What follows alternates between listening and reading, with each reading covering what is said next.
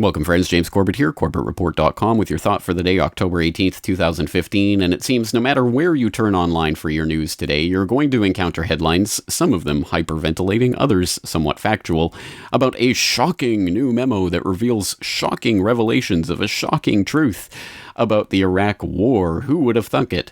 For example, Iranian Press TV, Blair plotted Iraq War 1 year before invasion had started. White House memo. Or the Orwell Big Brother Corporation here, Tony Blair will help U.S. on Iraq. 2002 memo says. Iranian NDTV, former British PM Tony Blair committed UK to Iraq War year before invasion. Report. As I say, this is hitting a lot of different news outlets today, but interestingly, unbelievably, the best coverage, by far the most detailed coverage, and I believe the coverage that this all sources from, is the Daily Fail. Yes, the Mail on Sunday, which I believe broke the story. Smoking gun emails reveal Blair's deal in blood with George Bush over Iraq War was forged a year before the invasion had even started. Leaked White House memo shows Prime Minister's support for war at summit with U.S. President in 2002. Bombshell document shows Blair preparing to act as spin doctor for Bush, who was told the UK will follow our lead. Publicly, Blair still claimed to be looking for a diplomatic solution, in direct contrast to email revelations, and new light was shed on Bush-Blair relations by material disclosed by Hillary Clinton at the order of the U.S. courts. Yes, the delicious irony of this is that this leaked memo comes from that data purge that Hillary Clinton is undergoing with her U.S. State Department private email brouhaha. So interestingly, this memo, as I say, the best, most in-depth coverage I've seen here on the Mail on Sunday. Lots of coverage, including a line-by-line breakdown of what this memo is talking about and what it means. But the actual memo here, let's take a look at it. On Iraq, Blair will be with us should military operations be necessary. So keep in mind, this is April 5th to 7th, 2002, a meeting at Crawford Ranch between Tony Blair and President Bush at that time. Blair will be with us should military operations be necessary 1 year before the invasion. He is convinced on 2 points: the threat is real and success against Saddam will yield more regional success.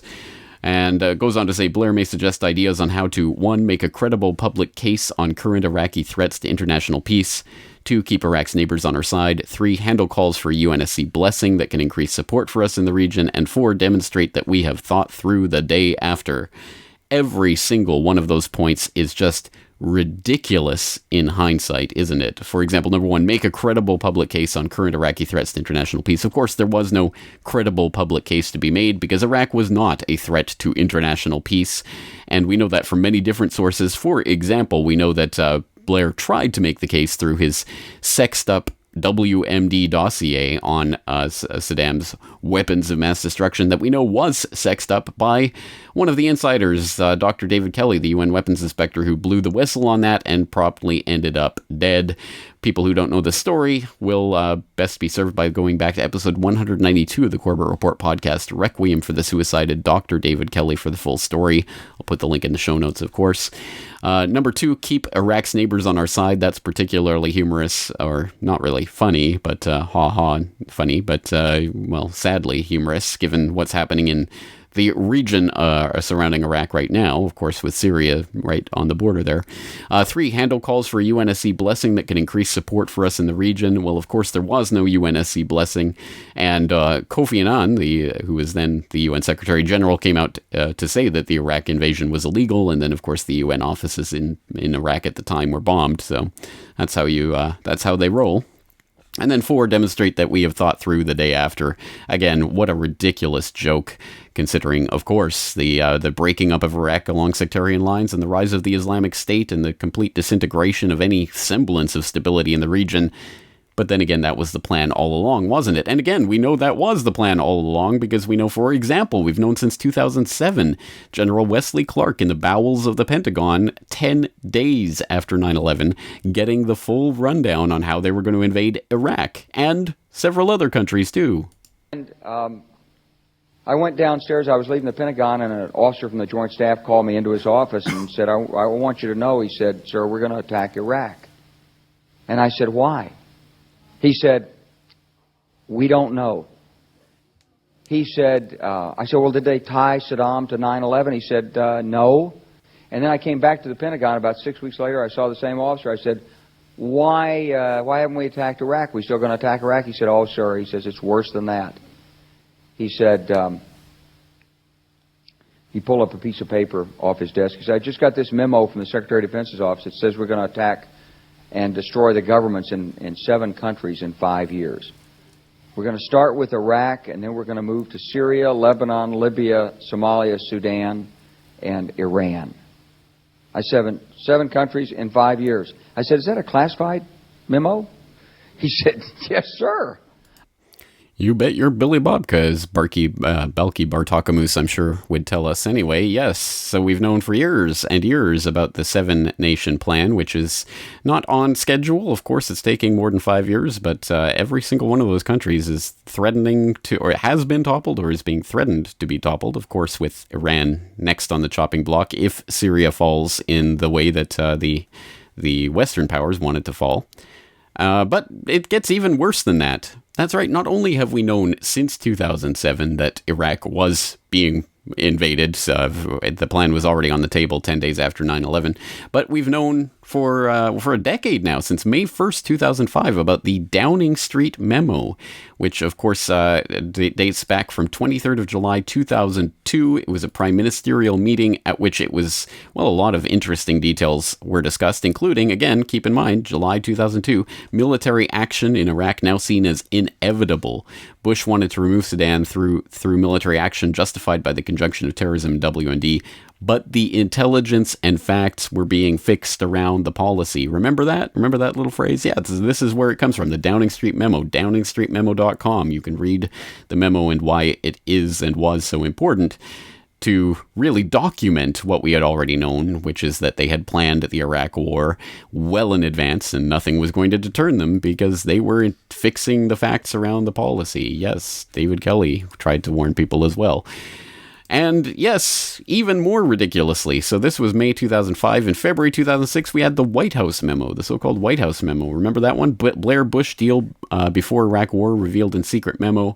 PM promised to be solidly behind U.S. invasion with or without backing. Again, that was from January 2003, so a little bit later, but still months and months before the actual invasion, and when we were being told they were still seeking diplomatic channels.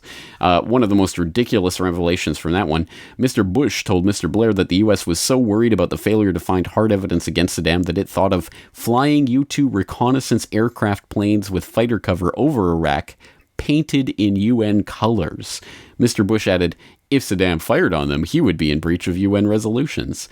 A literal false flag provocation, which Blair actually tried to talk, well, I guess did talk Bush out of doing, but still, painting planes up in UN colors to try to get Saddam to shoot him down. Unbelievable that the extent that they were going to. And again, we've known about this for years and years. 9 years now we've known about the White House memo. So does it seem like we're getting the same story regurgitated to us over and over and over and over again? Wow, surprising. Who would have thought it? There was a deal in blood forged a year before the invasion. Yes, we already knew about that deal. We know that Blair and Bush were fixing facts around the policy. We know that they had determined that military action was inevitable. We know that they were just only quibbling about how to sell it to the public and how to sell it to the world. And that was the only thing they were even discussing for that year run up to the invasion. So this is not news. This is not anything that should be surprising to anyone who has had even one eye open over the past decade and a half. And if you know about this, great, awesome, wonderful. If this is all Groundhog Day to you, well, join the club.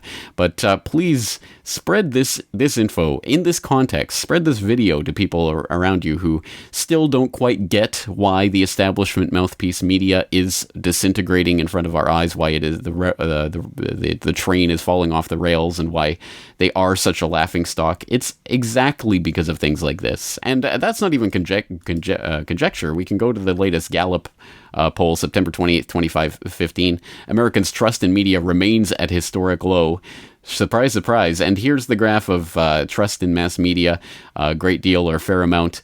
Well, back in late 90s, early 2000s, you had the peak peak at 99, and around the peak after 9/11 and in the Iraq War run-up, you had 54%. And then the Iraq War invasion happened, and wow, wouldn't you imagine that? It just suddenly dropped 10%. Wow, people just suddenly stopped trusting the media. I wonder why, if there's any relation there with what happened in Iraq. And then it's never really recovered since then, and now, of course, it remains at the historical low. 40%, still 40% too high, but at least it is an historic low, which should be, well, again, it should tell us something, that after the Iraq War, lies were sold to us by the establishment mouthpiece press. Suddenly, the establishment mouthpiece press didn't look so good. And what was happening around this time as well? Oh, that's right, the rise of the blogosphere and the internet. So, yes, I think Americans and people around the world are making their choices in media quite a bit differently than they were a decade and a half ago. And that's for the good, but still not good enough, because we're still getting the same stories recycled to us over and over as if it is actually news. Well, it isn't, and it shouldn't be for anyone with their head screwed on straight. Which, unfortunately, I guess is not a lot of the public these days. At any rate, again, please do share this information. This is not a news story. This should not surprise us. The only thing that this should tell us is that people who were not outraged enough to do anything about it the first time this was revealed to us will certainly not be any more outraged a decade later. 1 decade in advance, when people have almost forgotten, oh yeah, the Iraq War, that kind of happened, didn't it? Anyway, 1 million people dead, but who really cares? Oh, by the way, yeah, it was all planned a year before, and it was all a pack of lies that was sold to you. And in the next story, well, there is no next story, because that is really the only story that matters. They lie to you constantly. Don't believe them. Reporting for the alternative media, James Corbett, CorbettReport.com.